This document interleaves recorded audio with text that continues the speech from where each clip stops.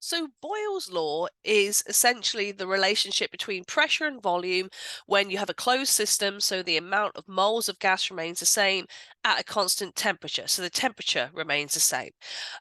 So the good news is if you've met the ideal gas equation, PV equals nRT, you can always derive any of the individual gas laws, okay?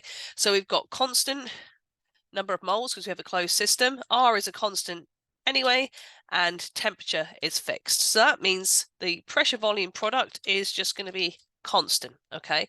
So we can then write an expression for Boyle's law that the product of the initial pressure times the initial volume is going to be constant, okay? So it must be the same as the product of the final volume times the final pressure. Okay, so in an arm waving kind of way, if between the initial and final states the pressure goes up, the volume is going to go down, okay, or vice versa. If the volume has increased, that means the pressure is going to go down, okay.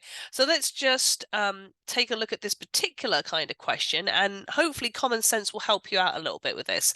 So we have an initial state where we have a given volume of gas, so that's 10 liters in this case, and our initial pressure is 144 kilopascals. The piston is pushed down, compressing the gas until the gas has a final volume of 3.90 liters.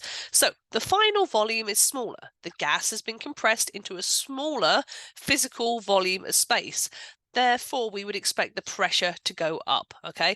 The molecular explanation for that is if the gas particles are moving with the same kinetic energy because they're at the same temperature, but they're now in a smaller volume, and there's the same amount of them because it's a fixed number of moles of gas, the rate of collisions has to increase because their mean free path has been decreased by the decrease in volume of the container. So there's going to be more frequent collisions between other gas particles and the walls of the container, and collisions is what causes pressure. Okay, so in this case, we are going to be rearranging and solving for our final pressure, which we are expecting to be at a higher pressure than it was initially because of the decrease in volume. So our initial pressure times our initial volume divided by our final volume should give us what our final pressure should be. And as far as units are concerned, as long as in this case, your volume units are in the same units, they're going to cancel out anyway. And whatever units I put in for my initial pressure is going to be the units I end up for my final pressure. Okay, so the initial pressure was 144 kilopascals.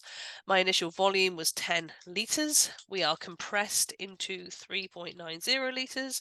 Okay, so as you can see, the liters is going to cancel out, giving me units of pressure of kilopascals, which is a totally valid unit of pressure. Okay, and somebody knocked on my door. I forgot where I was, but I think I was calculating the answer to this problem, which I got. How many sig figs? Three is like 369.23, blah, blah, blah, blah, blah. So we'll go with 369, and that will be in units of kilopascals. Okay, so let's rinse and repeat and see what other fun stuff we can get. All right, so the cylinder's pushed down. I don't want to do that one. Let's do something else.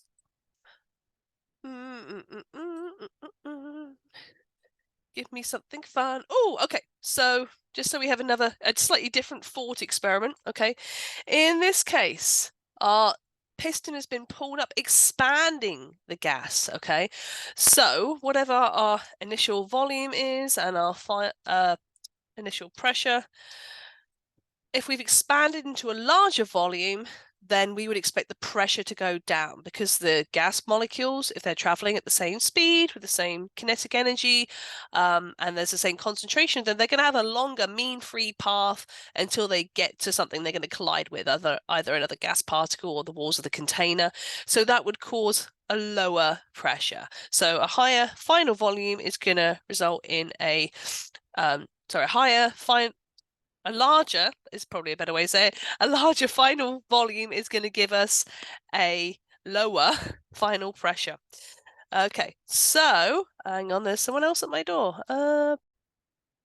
Okay, so my initial pressure was 268 kilopascals.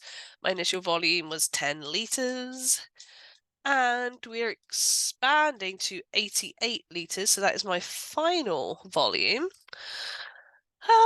So the liters will cancel, giving me my units of kilopascals, which is a totally acceptable unit for pressure. So 268 times 10 divided by 88 should give me lower pressure, and I get 30.5 kilopascals. So that fits with what I am expecting.